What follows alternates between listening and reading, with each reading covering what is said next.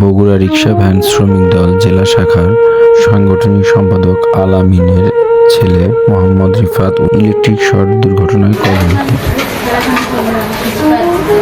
নেটের কাজ করে তো নেটের কাজ আপনার বগুড়া যে জুট মিল আছে জুট মিলের যে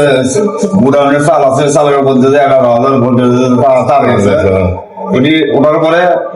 চুল আয়না সোয়াইলান খাসে নাকি চুল ওখানে পুড়ে গেছে খাল সামনে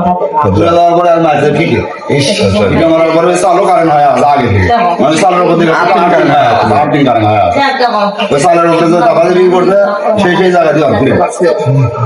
আপনি মনে করেন যে তাও সার্ভিস আসে আমাদের নাগাল পাবলিক নামাতে পারেনি পরে ফায়ার সার্ভিস ফোন দিয়েছে ফায়ার সার্ভিস আসে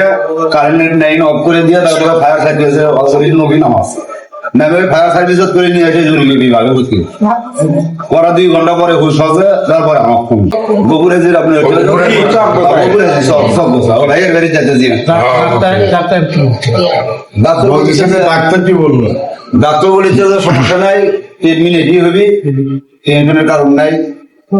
যে ওষুধ দিচ্ছে হয়তো তোমার কষ্ট হবে আর যেটা হাসপাতাল থেকে দেওয়া ফ্রি সেটা আমরা দিয়ে দেবো পরে ধরেন সাক্ষাৎ থেকে এরকমই শরীরের ভিতরে না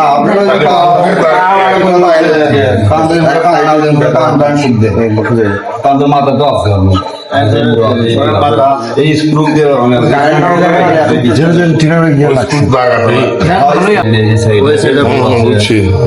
কানা আছে আমরা অসুবিধা আল্লাহ সমস্যা মেডিকেল থেকে ওষুধ পাওয়া যাবে।